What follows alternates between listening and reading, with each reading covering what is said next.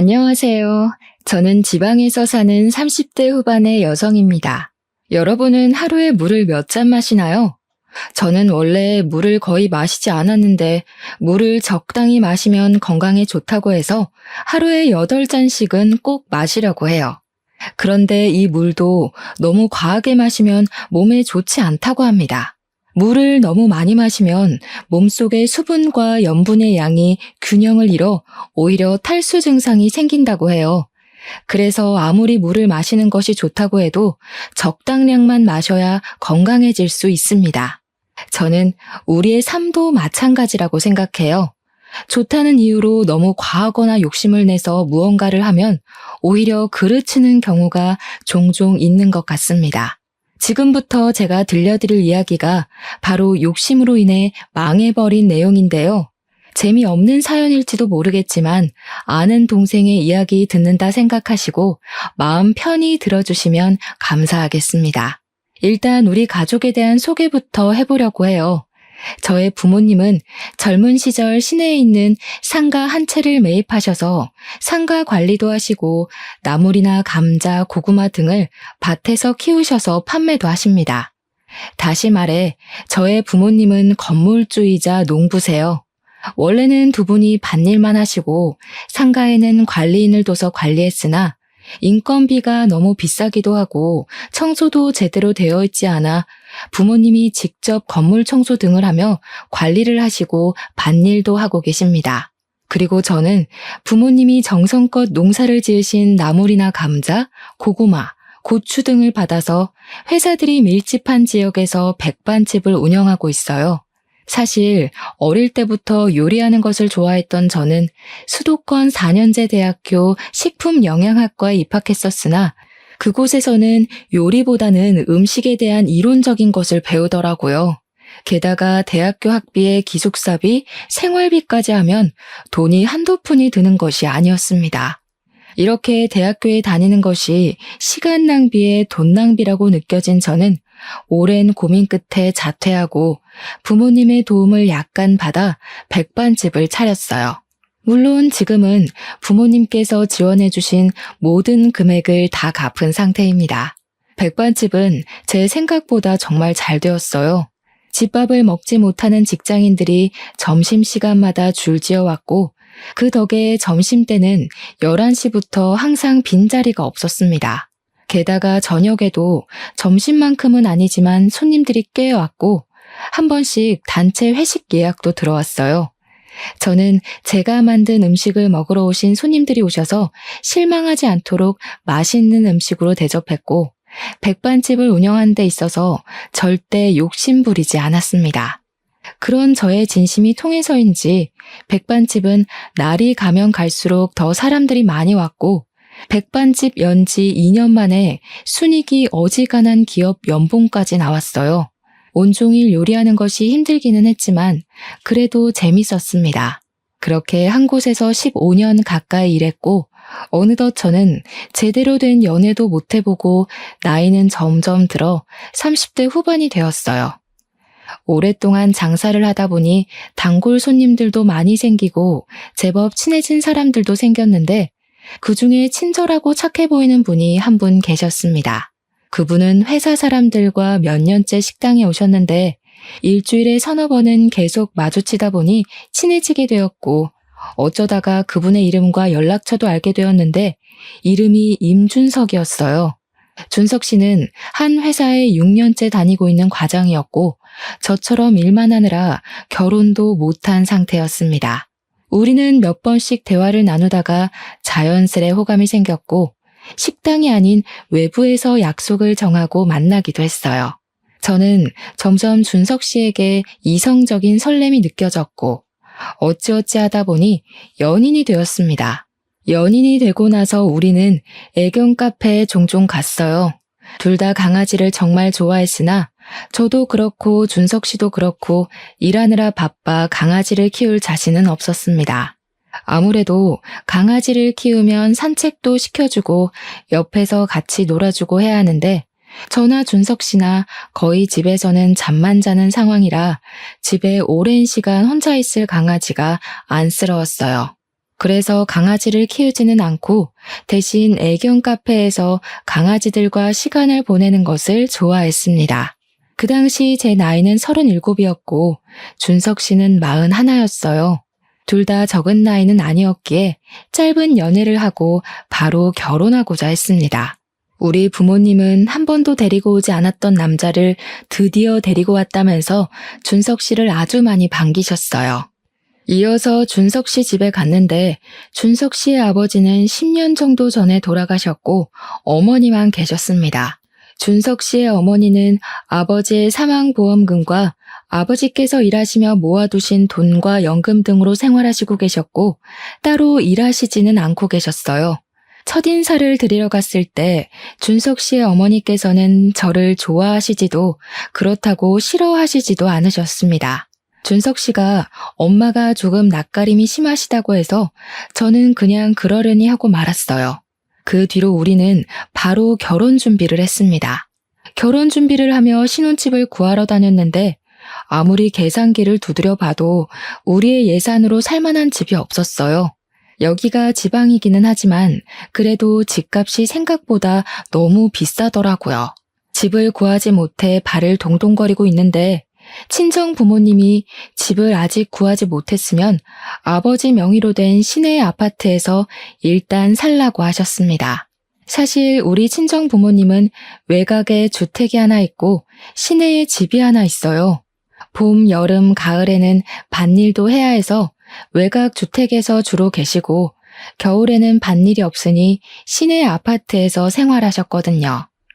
외곽에 계시면 생활이 불편하지 않겠냐고 했더니 외곽이라고 해도 시내까지 가는데 차 타고 10분이면 되고 아버지, 어머니 두 분 다 운전하셔서 크게 불편하지는 않다고 하셨습니다. 그렇게 친정 부모님의 도움으로 우리는 신혼집을 쉽게 구할 수 있었어요. 신혼집을 구한 후에는 모든 결혼 준비가 일사천리로 진행되었습니다. 결혼 준비를 하면서도 준석 씨의 어머니, 이제는 저의 예비 시어머니는 여전히 저를 그렇게 반기시지는 않았어요. 하루는 저녁 장사를 마치고 집에 가려는데 길에서 익숙한 뒷모습이 보였습니다. 자세히 보니 예비 시어머니였어요. 저는 반갑게 아는 척을 하려고 했는데 진지하게 누군가와 통화 중이시더라고요. 그날은 회식 예약이 있어서 늦게 끝났고 평일인데다가 지방이라서 밤에 사람이 그다지 많이 없었습니다. 그래서 예비 시어머니의 통화 내용이 꽤 선명하게 들렸어요.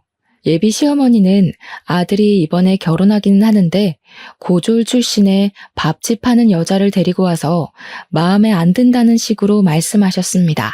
준석이가 지금 나이가 40이 넘기도 했고 친정에서 아파트를 해줘서 일단 결혼을 시키기는 하는데 친정도 아파트 아니면 그냥 밭농사나 지으며 사는 것 같고 아무튼 너무 마음에 안 든다고 하시며 속상하다고 울먹이셨어요. 그 소리를 들으니 저는 어안이 벙벙했습니다. 솔직히 저는 예비 시어머니에게 부모님이 건물을 갖고 계신 것을 말씀드리고 싶었지만 친정 부모님은 건물을 갖고 있다는 사실을 알리는 것을 굉장히 쑥스러워 하셨어요. 부끄러울 일은 아니지만 그냥 돈 자랑하는 것 같아서 말하기 싫다고 하셨거든요. 부모님이 그렇게 확고하시고 그 건물이 제 건물도 아닌데 제가 함부로 떠드는 건 아닌 것 같아서 굳이 예비 남편과 예비 시어머니에게 이야기하지 않고 있었습니다. 예비 시어머니가 우리 집에 대해 잘못 생각을 하고 계신 것 같았지만 그래도 예비 시어머니가 걱정하시는 것만큼 우리 집이 못 사는 것은 아니기에 같이 살아가면서 오해를 풀어드려야겠다고 생각했어요. 무엇보다 제가 오랜 시간 밥집을 하면서 좋은 손님도 많이 봤지만 별의별 무례한 손님들도 다 만나봤기에 사람을 대하는 것만큼은 나름대로 자신 있었습니다. 그래서 예비 시어머니의 마음은 결혼 후 차차 돌려야겠다고 했어요. 그 뒤로 우리는 별 문제 없이 결혼식을 올리고 진짜 부부가 되었습니다. 결혼 후 한 달 정도 지났을까요? 남편이 다니던 회사가 1년 후에 다른 지역으로 옮긴다고 했습니다. 그런데 그 지역은 태어나서 한 번도 가보지 않았던 곳이었어요. 남편은 그동안 회사에 다니면서 스트레스를 정말 많이 받고 있었기에 굳이 그 지역으로 이사하면서까지 회사에 다니고 싶지 않다고 했습니다. 저도 잘 되던 백반집을 두고 남편 따라 다른 지역에서 새로 시작하기는 싫었어요. 그래서 남편은 회사를 관두게 되었습니다. 남편이 회사를 마지막으로 출근한 날, 저는 평소처럼 백반집에 나와 음식을 준비하느라 바쁜데 시어머니한테 전화가 왔어요. 음식 준비하느라 바쁘니? 우리 준석이 오늘이 마지막 출근 날이지? 준석이 그동안 그 회사 다니면서 마음고생 정말 많이 했다. 준석이가 이제 돈을 못 벌어도 그래도 가장은 가장이야. 너는 돈 벌고 준석이는 돈 못 번다고 너희 집 가장인 준석이 무시하면 안 된다. 알겠지? 아무리 그래도 준석이 밥도 잘 챙겨주고 해야 해. 이래서 결혼하면 사람이 잘 들어와야 하는데 아무튼 바빠 보이니 전화 끊으마. 시어머니는 제가 혹시라도 남편이 돈을 벌지 못해 구박할까봐 걱정돼서 전화하셨습니다. 저는 시어머니의 전화가 그다지 좋지 않았지만 그 당시 음식 준비하느라 바빠서 대충 대답하고 끊었어요. 그 뒤로 남편은 다른 회사를 바로 구할 수 있을 것으로 생각했지만 아무래도 지역이 소도시여서 그런지 생각보다 괜찮은 일자리가 나오지 않았습니다. 더는 좋은 회사를 들어갈 수 없겠다고 생각한 남편은 오랜 고민 끝에 호프집을 한번 열어보고 싶다고 했어요. 그래서 남편이 받은 퇴직금과 그동안 모았던 돈들을 탈탈 털어 호프집을 차렸습니다. 그런데 생각지도 못한 문제가 생겼어요. 코로나가 전국적으로 확산하여 확산 방지 차원으로 나라에서 심야 영업시간을 제한해버렸습니다. 호프집은 어찌 보면 밤 9시부터 시작인데 9시부터 문을 닫으라고 하니 호프집이 운영될 턱이 있나요? 결국 1년 뒤에 큰맘 먹고 열었던 호프집이 망해버렸습니다. 호프집이 문을 닫고 남편은 다시 백수가 되었고 저는 여전히 백반집을 운영하고 있었어요. 하루는 주말에 집에서 쉬고 있는데 시어머니가 다짜고짜 집에 찾아왔습니다. 에이, 이 집에 멍청한 년 들어와서 제대로 되는 일이 없어. 이제 우리 아들 어찌할 거니? 갑자기 오셔서 그게 무슨 소리세요? 내가 답답해서 그런다. 우리 준석이 너랑 결혼하기 전에는 이 지역에 흔치 않은 수도권 대학 졸업자였어. 게다가 좋은 기업 다니며 적지 않은 월급 받으며 잘 살았는데 고졸에 밥집 하는 너 만난 이후로 제대로 되는 것이 없어. 에휴, 잘 다니던 회사가 갑자기 다른 지역으로 이사를 하질 않나. 호프집도 쫄딱 망해버리지 않나. 내가 요새 니들 생각하면 걱정돼서 잠이 안 와, 잠이. 엄마, 그런 이야기 하지 마. 니네 백반집에서 열심히 일하고 있는데 그런 이야기하면 어떡해. 제가 고졸에 백반집 하는 것 맞기는 하는데요. 그런다고 제가 어머니한테 이런 소리 들을 이유는 없다고 생각해요. 말씀이 너무 심하신 것 같아요. 시어머니는 집에 오자마자 저에게 결혼시킨 것을 후회한다는 식으로 말씀하셨습니다. 시어머니가 걱정되는 것은 이해하지만 솔직히 답답하기는 제가 더 답답했어요.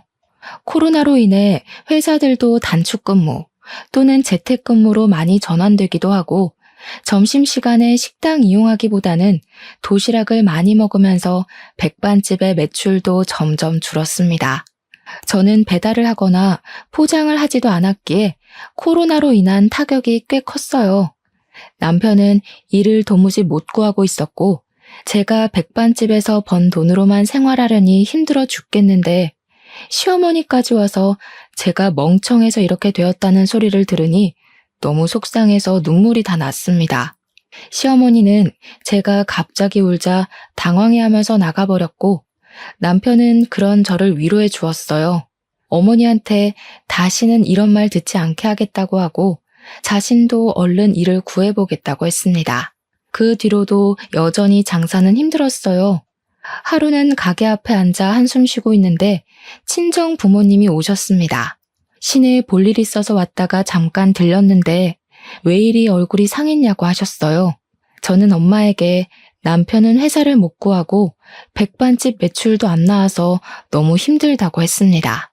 그리고 시어머니가 아직도 저를 그다지 좋게 생각하지 않는다고 말하고 싶었지만 부모님이 속상해 하실까봐 말하지 않았어요. 부모님은 저의 이야기를 듣더니 그동안 힘들었을 텐데 왜 내색하지 않았느냐고 하셨습니다. 그러면서 그렇게 정 힘들면 일단 지금 사는 집 명의를 제 명의로 바꿔주시겠다고 했어요. 나중에 혹시 더 힘든 일이 생기거나 하면 그때 그 집을 팔던가 해서 자금을 마련하라고 했습니다. 그리고 이거는 일단 혹시 모르니 시댁이나 남편에게 굳이 말하지 말고 여전히 명의는 부모님 명의인 것처럼 하라고 했어요. 제가 굳이 왜 그래야 하냐고 했더니 여자도 뭔가 비빌 언덕이 있어야 한다며 일단 제 명의로 하되 남편에게는 비밀로 하라고 했습니다. 그렇게 저는 부모님의 말씀대로 집을 제 명의로 몰래 바꾸었어요. 남편은 그 뒤로 열심히 일을 구해보려고 했지만 코로나 시국이라 회사에 다시 들어가기 힘든 상황이었습니다. 저는 더는 가게 장사만으로는 안 될 것 같다는 생각에 배달을 시켰어요. 회사에 도시락 배달을 하니 조금씩 주문이 들어오기는 했지만 배달료가 너무 비쌌습니다. 그래서 남편에게 당장은 일하지 않으니 점심시간만이라도 배달을 도와달라니까 대졸 출신인 내가 어떻게 배달을 하러 다니냐며 싫다고 했어요. 그러면서 자신에게 기가 막힌 사업 아이템이 있다고 하며 저에게 한번 들어보라고 했습니다. 사실 이 동네에 강아지를 키우는 사람들이 많은데 강아지들이 마땅히 놀만한 곳은 없었어요. 요새는 목줄도 의무화되고 큰 개들은 입마개도 꼭 해야 하며 개물림 사고가 잦다 보니 애견인들이 마음 놓고 다닐 곳이 생각보다 없었거든요. 그래서 남편은 애견 유치원을 열고 싶다고 했습니다. 주변에 강아지를 키우는 지인들에게 물어보니 애견 유치원이 하나쯤 있었으면 좋겠다고 했다면서 한번 열어보자고 했어요. 나쁜 생각은 아니었지만 이미 호프집으로 망한 터라 저는 또 망할까봐 걱정되었습니다. 그러던 어느 날 친정엄마에게 전화가 왔어요. 남편은 요새 회사 구하고 있냐길래 사실 지금 애견 유치원을 창업하고 싶다 해서 일을 도와줘야 할지 말아야 할지 고민이 된다고 했습니다. 친정엄마는 처음에 아버지가 상가 매입한다고 하셨을 때 엄청 말렸는데 지금은 결국 잘 되고 있지 않냐며 한번 남편 믿어보라고 했어요. 그리고 친정엄마 지인분들도 이 근처에 강아지들이 놀만한 곳이 없다고 이야기했다며 애견 유치원 하나쯤 생기면 잘 될 것 같다고 하셨습니다. 그리고 다음날 친정아빠가 남편과 저에게 전화해서 잠깐 친정으로 오라고 했어요. 친정아빠는 남편에게 애견 유치원 차릴 생각이 있다고 하던데 어떤 식으로 할 건지 한번 이야기해 보라고 하셨습니다. 친정아빠가 사실 지금은 사업을 안 하시지만 젊을 때는 사업을 크게 하셔서 안목이 꽤 좋으시거든요. 건강상의 문제로 회사를 친척에게 넘기고 지방으로 내려오기는 했지만 그때 사업으로 번 돈으로 이곳에 주택과 아파트 그리고 상가를 사신 것입니다. 친정아빠는 남편의 사업 계획을 들어보시고는 가능성이 있다고 생각하셨는지 돈을 빌려줄 테니 한번 해보라고 하셨어요. 그러면서 유동인구가 많은 상가의 건물주가 아빠와 호영호재하는 분이라면서 상가 한 곳을 소개해 주셨습니다. 그곳은 사람들이 많이 다니는 곳이라 원래는 정말 비싼 곳이었지만 친정아빠의 도움으로 저렴하게 상가를 얻을 수 있었고 애견 유치원처럼 창업하는 데 드는 비용 일부도 차용증을 쓰고 아빠에게 돈을 빌렸어요. 반면 시댁에서는 애견 유치원 창업한다고 말씀드리니 지원해줄 수 있는 돈이 없으니 알아서 잘해보라고만 하셨습니다. 남편은 친정의 적극적인 도움으로 애견 유치원을 열었어요. 평일에는 애견 유치원으로 운영했고 주말이나 공휴일에는 낮에만 애견 카페를 운영했습니다. 저는 평일에는 백반집을 운영했고 주말에는 애견 카페로 출근해서 남편의 일을 도왔는데 생각보다 손님이 꽤 많았어요. 다행히 백반집도 서서히 식당에 손님들이 다시 찾아왔고 배달을 시작하면서 다시 예전만큼의 매출이 나왔습니다. 그렇게 백반집, 애견 유치원 모두 안정이 되어 가던 어느 날씨 좋은 날 주말이었어요. 남편은 카페 운영하는데 필요한 소모품이 없어서 사러 나갔고, 저 혼자 애견 카페에서 일하는데 시어머니가 오셨습니다. 너는 어떻게 카페를 열었는데 시애미한테 한 번을 오라는 소리를 안 하니? 역시 밥집 하는 무식한 것이라 그런지 생각도 없고 예의범절도 없고. 그동안 바빠서 연락 못 드렸어요. 평일에는 제가 운영하는 백반집 일하고 주말에는 보시다시피 요새 손님이 많이 와서 정신없네요. 난 솔직히 네가 있어서 여기도 호프집처럼 망하면 어쩌나 걱정했는데 그나마 여기는 좀 잘 되나 보다. 하긴 우리 준석이가 좀 똑똑하긴 하지. 준석이가 너같이 고졸에 밥집이나 겨우 하는 멍청한 애를 마누라로 들이지만 않았어도 더 크게 성장했을 텐데 말이야. 시어머니는 여전히 제가 고졸에 밥집 하는 멍청한 애라고 하며 저에게 싫은 소리를 하셨습니다. 그때 남편이 카페 물건을 사서 돌아왔고 남편 역시 시어머니가 저에게 뭐라고 하는 것을 다 들었어요. 엄마 왔어? 엄마, 우리 미네 좀 예뻐해줘. 미네가 없었으면 이 주말에 나 혼자 이 일 다 했어야 했다고. 미네 도움으로 내가 이만큼이나 성공한 거야. 미네 도움은 무슨. 여기 차리는데 제가 도움될 게 뭐가 있다고. 아니, 백반 고작 6,000원, 7,000원짜리 팔아서 뭐 입에 풀칠이나 하겠니?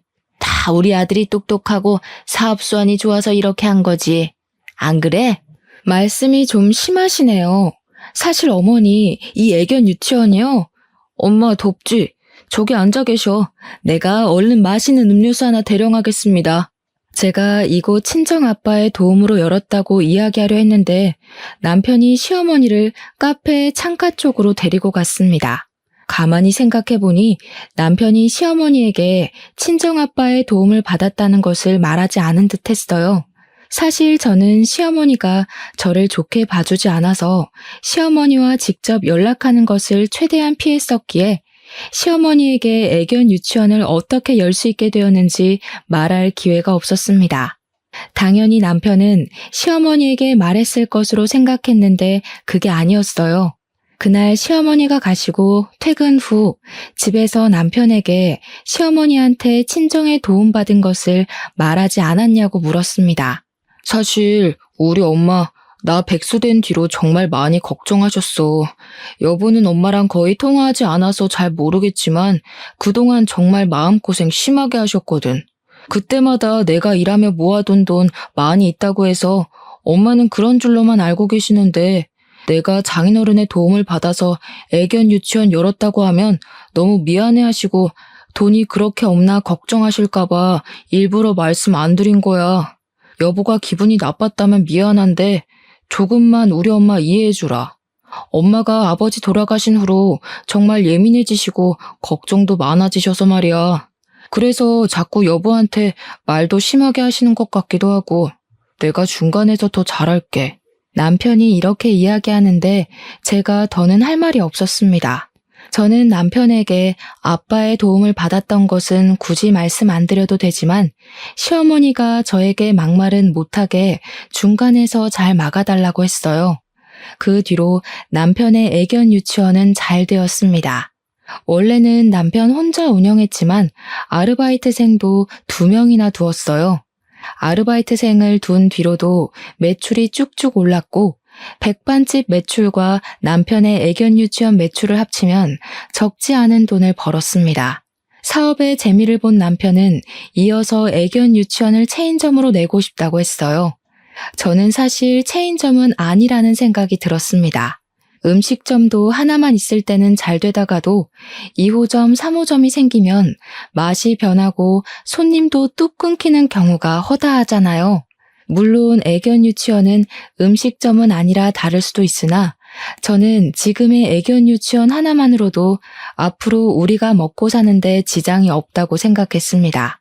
또한 남편만 일하는 게 아니라 저도 백반집을 운영하고 있잖아요. 솔직히 남편도 힘들겠지만 저도 평일에는 백반집, 주말에는 애견 카페 운영하느라 너무 피곤하고 힘들었습니다. 그런데 2호점, 3호점까지 내면 아르바이트생들을 더 고용한다고 해도 분명히 힘들 것이 아니겠어요? 그래서 저는 체인점을 내고 싶다는 남편을 말렸습니다. 하지만 남편은 끝까지 체인점을 내자고 했고 상가 자리를 알아보러 이 사람 저 사람들을 만나러 다녔어요. 그러던 어느 날이었습니다. 백반집에 필요한 재료를 사러 마트에 다녀오는 길이었어요. 마트에서 장보고 주차장에 갔는데 고급 외제차 한 대가 있었습니다. 근데 그 차에서 시어머니가 운전해서 내리는 거예요. 저는 시어머니한테 가서 인사를 한 뒤 차가 언제 바뀌었냐고 물었습니다.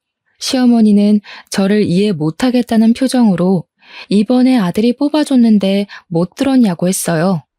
저는 남편한테 들은 적 없다고 했습니다. 그래? 우리 준석이가 얼마나 너 눈치를 보고 살면 이런 것도 말 안 하겠니? 너 괜히 집에 가서 우리 준석이한테 뭐라고 하지 마라. 알겠니? 시어머니는 빨리 가야 한다며 후다닥 가버렸고 저는 남편이 도대체 어디서 돈이 나서 저렇게 비싼 차를 샀는지 궁금했습니다. 그러다가 얼마 전 적금이 만기되었다는 것이 떠올랐고 혹시 그 적금 부었던 돈으로 산 것이 아닐까 하는 생각이 들었어요.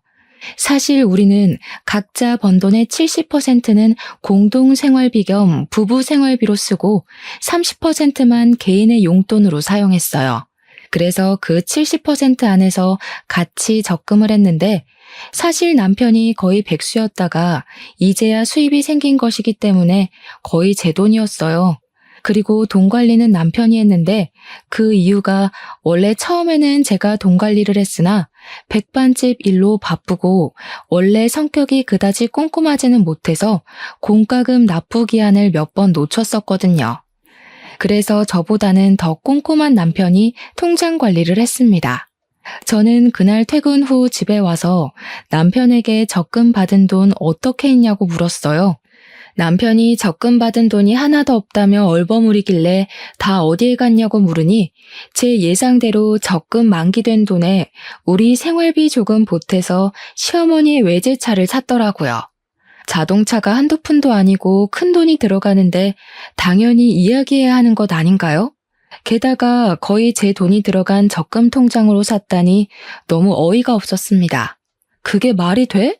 아니 어떻게 그 돈으로 어머니 차를 바꿀 수가 있어? 그래, 100번 양보해서 어머니 차 바꿔드릴 수도 있어. 하지만 자동차가 한두 푼도 아닌데 당연히 사기 전에 진작 말을 해야 했던 거 아니야? 나중에 말하려고 했어. 그런데 네가 백반집 일에 애견 카페에 바빠 보여서 말을 못한 것뿐이야. 그리고 내가 뭐 유흥비로 그 돈을 쓴 것도 아닌데 이게 이렇게까지 화낼 일이야? 뭐? 야, 그 적금 거의 다 내 돈으로 채운 거야. 너 회사 관두고 수입 없을 때 내가 꼬박꼬박 적금 부은 거라고. 엄밀히 말하면 그 통장의 90%는 내가 번 돈인데 그 돈을 사용하는데 이렇게 네 맘대로 쓰면 되냐? 네가 돈 더 많이 벌었다고 유세했더니 우리 엄마한테 돈 좀 쓰는 게 그렇게 아까워? 엄마 차가 하도 낡고 고장나서 하나 뽑아드렸다. 이게 그렇게 욕먹을 일이야? 어머니가 필요하시면 돈 좀 쓸 수 있어.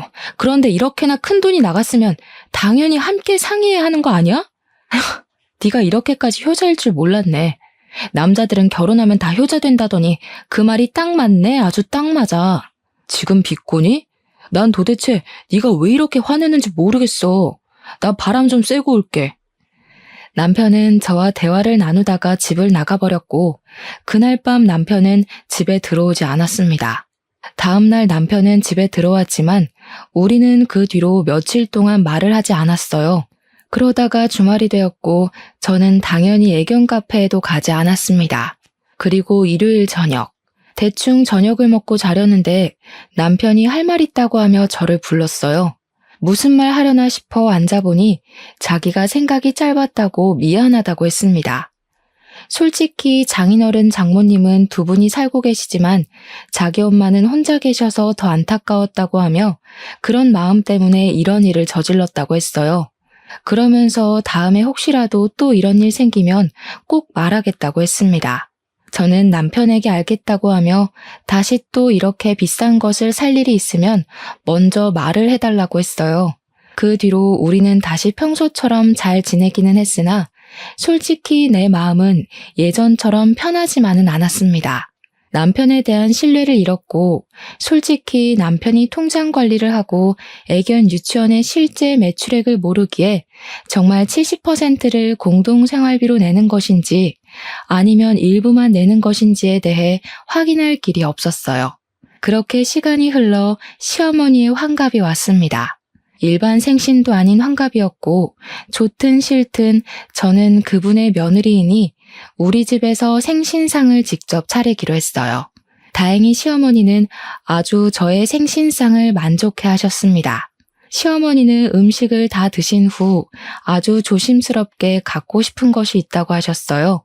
얘들아, 요새 온몸이 쑤시는 것이 너무 힘들단다. 저번에 친구 집에 가서 안마의자를 했는데 정말 너무 시원하고 좋던데 혹시 안마의자 하나 사줄 수 있겠니? 너희 둘 다 요새 잘 벌잖아. 남들은 같이 해외여행 가고 한다던데 나는 너희들 바쁘니 그건 바라지도 않는다. 다만 안마의자 하나만 사줘. 시어머니는 우리에게 환갑 선물로 안마의자를 사달라고 하셨습니다. 솔직히 우리 부모님은 저에게 생신 때조차 뭐가 필요하다는 말씀을 하신 적이 없으셨는데 시어머니는 안마의자를 사달라고 하시는 이 상황이 조금 이해가 가지는 않았어요. 그래도 우리가 여건이 되기는 하고 다른 날도 아니고 환갑이니 좋은 마음으로 안마의자를 사드리기로 했습니다. 그리고 몇 개월이 지났어요. 백반집에서 저녁 장사 준비로 정신없이 식재료를 손질하고 있는데 남편이 식당으로 찾아왔습니다. 남편은 저에게 아르바이트생들 월급을 줘야 하는데 돈이 없다며 조금 도와달라고 했어요. 저는 분명 애견 유치원에서도 나오는 매출이 있는데 지금 무슨 소리냐고 물었습니다. 2호점, 3호점 낸다고 사람들 만나서 접대비 내고 했더니 지금 마이너스야. 지금 당장 아르바이트생들 월급도 주고 상가 관리비도 내야 하고 돈 나갈 것이 너무 많은데 이를 어쩌지? 그동안 모아둔 돈 있으면 한 번만 좀 도와주면 안 될까? 뭐? 아니 아무리 그래도 월급이나 관리비는 빼놓고 돈을 썼어야지. 그런데 그게 얼마나 된다고 마이너스까지 돼? 이따 밤에 확인 좀 해봐야겠어. 확인하고 나서 돈을 빌려주든 말든 할게. 남편은 제 앞에서 돈이 없다고 울상이었습니다. 그날 밤 퇴근 후 집에 가서 남편과 함께 통장을 확인해 보니 남편은 꾸준히 시어머니한테 용돈을 보내고 있었어요. 게다가 체인점을 오픈한다고 사람들을 만나서 모든 밥값을 다 남편이 내고 있었습니다. 저는 남편에게 네 사업 유지하는데 메꿔줄 돈 없다고 했고 남편은 그럼 친정에서 빌려서라도 돈 좀 구해달라고 했어요. 당당하게 돈을 요구하는 남편의 태도에 기가 막혀서 저는 절대 돈을 안 줄 것이라고 단호히 거절했습니다. 사실 아빠는 그동안 밭농사로 재배한 나물들이나 고구마, 감자 같은 것들을 파셔서 돈을 모아오셨는데 이번에 아빠 명의의 밭을 하나 팔아서 그동안 모으신 돈과 합쳐서 건물 하나를 더 사셨어요. 그 건물이 바로 남편이 운영하는 애견 유치원 건물이었고 아빠는 사위가 애견 유치원을 하고 있으니 월세를 엄청 싸게 주려고 했습니다. 솔직히 아빠가 애견 유치원 열 때도 많이 도와주셨고 이번에도 월세를 확 깎아주신다고 하는데 저도 염치가 있지 어떻게 아빠한테 더 돈을 달라고 합니까? 당연히 못하겠다고 했어요. 그랬더니 남편은 그럼 이 집 팔고 시댁에 들어가자고 하길래 지금 무슨 말을 하느냐고 했습니다. 저번에 너네 부모님이랑 너랑 백반집에서 이야기하는 거 다 들었어. 애견 유치원 열기 전에 이 집 네 명의로 바꿔주셨잖아. 아니야? 그러면서 나한테는 말 한마디 안 하고 내가 우리 엄마 차 바꿔주니까 그거 가지고 생 난리냐? 솔직히 엄밀히 따지면 너도 날 속인 거 아니야? 내가 속인 거 다 용서해 줄 테니까 이 집 팔아서 그 돈으로 급한 불 해결하고 체인점도 만들자. 그렇게 할 수 있지? 그게 말이 된다고 생각해? 솔직히 이 집 부모님이 열심히 일해서 모은 돈으로 마련하신 집이야. 그런 집을 어떻게 그렇게 넙죽 받아 처먹을 생각을 해? 사람이 양심이 있어야지. 남편과 저는 그날 대판 싸우고 그 뒤로 우리는 서로의 의견을 굽히지 않아 숨막히는 냉전 상태가 되었습니다. 그렇게 일주일 정도가 지났어요. 그날은 우리 엄마 생신이었고 다음 날이 시아버지 제삿날이었습니다. 저는 엄마 생신상을 우리 집에서 차리고 다음날 시아버지 제사를 준비하기로 했어요. 남편도 엄마 생신이니 오라니까 일하느라 바쁘다고 안 온다고 했습니다. 저 역시 남편에게 아직 화가 풀리지 않아서 혼자 부모님을 집에 모시고 생신상을 차리고 있었어요. 한창 정신없이 준비하는데 누가 집 대문을 열어 나가보니 남편과 시어머니가 있었습니다. 준석이가 말해줘서 알았다. 결혼하면 친정은 이제 남이지 무슨 집에서 생신상을 차려? 그리고 남자가 사업을 한다는데 여윳돈이 있으면 좀 보태줘야지. 돈도 안 보태주면서 어디서 감히 집에서 친정 생일상을 차려? 시어머니는 집에 신발도 벗지 않고 들어오더니 제가 정성껏 준비한 엄마의 생신상을 그대로 뒤집어 엎었습니다. 그 모습을 본 부모님과 저는 정말 화가 났어요. 사돈, 지금 이게 뭐 하는 짓입니까? 어떻게 상을 이렇게 엎어요? 바깥 사돈, 잘 오셨네요. 안 그래도 물어볼 것 있었는데 요새 돈이 궁하세요?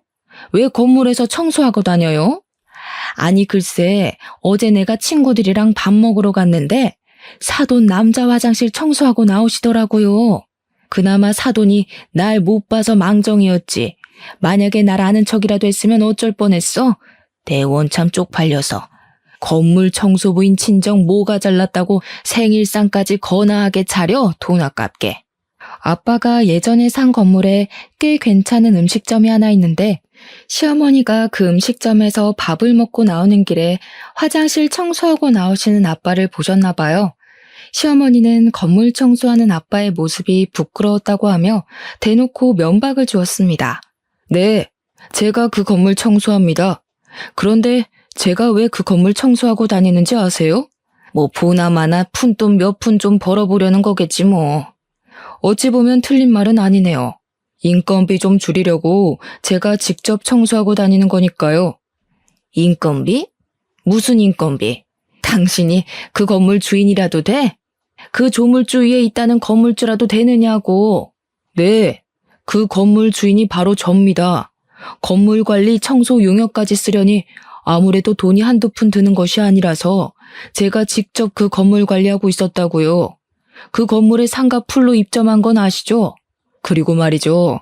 당신 아들이 운영하는 애견 유치원 그 건물도 이제 제 건물입니다. 거기 건물주가 바로 나라고요. 아빠는 그동안 돈 자랑하는 것 같다며 굳이 밝히지 않았던 건물주라는 사실을 밝혔습니다. 이 말에 시어머니는 깜짝 놀라고 그 옆에 있던 남편 역시 예상치도 못한 상황에 깜짝 놀라더니 이내 표정이 밝아졌어요. 장인어른이 새로운 건물주셨어요? 미네야, 장인어른이 건물주이시니까 우리 이제 월세 걱정할 필요 없겠다. 장인어른 감사합니다. 나한테 뭐가 감사하다는 건가? 너네 엄마가 여자가 결혼하면 친정은 남이라고 하지 않았나? 즉 우리는 남남인 사이이니 내가 자네의 월세를 깎아줄 필요도 전혀 없겠지. 안 그런가? 아니, 아까 그 말은 그런 뜻이 아니고 말이 그렇다는 거죠, 말이. 그만큼 여자는 시댁에 잘해야 한다 이 뜻이지 무슨 말을 또 그렇게 고지고대로 해석하고 있어요. 그럼 그게 뭔 뜻인데요? 호의가 계속되면 권리인 줄 안다더니 그 애견 유치원 한다고 내가 지원해준 돈이 얼만데 지금 뭐 어디서 큰 소리야? 큰 소리 칠 사람이 누군데? 임서방, 자네 애견 유치원 처음 열 때 내가 준 돈 다시 다 뱉어내게. 우리는 남이니 나는 그 돈 다시 받아야겠네. 그리고 원래 자네 애견 유치원 월세는 깎아주려고 했는데 자네 엄마 말대로 친정은 남이니까 굳이 그럴 필요도 없겠어. 월세는 그대로 유지하고 처음에 지원해준 돈 다시 다 뱉어내. 한 푼도 빠짐없이 말이야. 아빠의 말에 남편과 시어머니는 열심히 머리를 굴리더니 아무리 생각해도 자신들이 불리한 조건이라는 것을 깨달았는지 말이 헛나왔다며 좋은 날 괜히 역정내지 말고 한 번만 봐달라고 했습니다. 그러나 이미 이전부터 화가 난 아빠는 매우 단호히 거절했어요. 아빠가 많이 단호하시네. 그리고 나도 할 말 있는데 솔직히 그동안 정말 참고 살았는데 버는 족족 시댁에다가 다 갖다 바치는 너랑은 도무지 못 살겠다. 우리도 여기서 갈라서자. 나는 일단 우리 엄마 생일 파티하러 친정 갔다가 일주일 뒤에 올 테니까 이 집에 있는 네 짐들 다 정리해놔. 일주일 후에도 짐들 정리 안 돼 있으면 다 버려버린다. 여기 이 집 내 명의인 거 알지? 참, 그리고 저기 부엌도 좀 정리하고. 저는 일주일의 기한을 주고 짐 다 빼라고 하고 이혼하자고 했습니다. 그리고 일주일 뒤 저는 이혼 서류를 들고 다시 집에 갔어요. 남편은 집에 없었고 남편의 짐이 다 아직 집에 있길래 직접 캐리어에 넣어서 시댁에다가 이혼 서류와 함께 퀵으로 보내버렸습니다. 이걸 본 시어머니가 저에게 전화했어요. 세아가, 그동안 내가 너한테 고졸에 밥집 한다고 무시해서 속상해했지? 미안해. 네가 너무 잘 나가서 혹시라도 우리 아들이 기죽어서 살까봐 그랬던 거야. 나 사실 네가 정말 너무 대단하다고 느꼈다. 그러니까 대단한 우리 며느님이 바깥 사돈 설득 좀 시켜줘봐. 바깥 사돈이 월세도 기존보다 2배로 올려버리고 애견 유치원 열 때 빌려준 돈을 다 뱉어내라는데 우리가 그 돈을 어떻게 구하니? 그러든 말든 제가 알 바 아니죠. 저와 남편 이제는 이혼할 건데요. 아무튼 길게 통화할 것도 없고 이혼 서류 작성해서 법원 앞에서 보자고 전해주세요. 전화 끊습니다. 시어머니와 전화를 끊고 나니 남편이 집으로 왔습니다. 남편은 저에게 어떻게 이혼 서류까지 내밀 수가 있냐고 화를 내며 따져댔어요.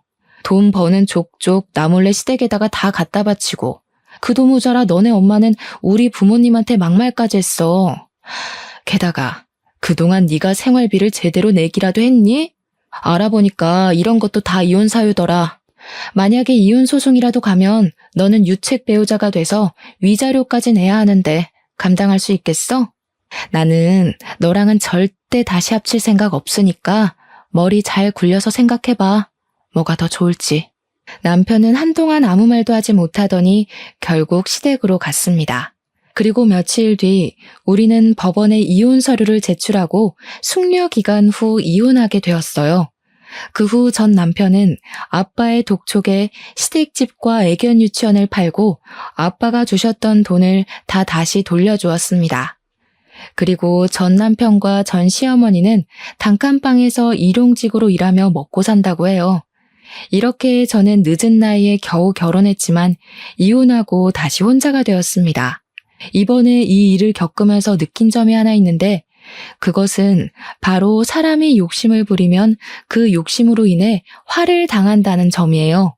생각해보면 사람이 욕심을 부려서 오히려 망한 경우를 꽤 많이 본 것 같은데 그래도 사람인지라 뭐 하나가 잘 되면 더 많은 것을 얻고 싶은 욕심이 생기는 것 같습니다. 하지만 저희 부모님은 그런 욕심을 부리시지 않으셨고 그 결과 지금까지도 적지 않은 재산을 가지고 계셔서 지금도 행복하게 사시는 것 같아요.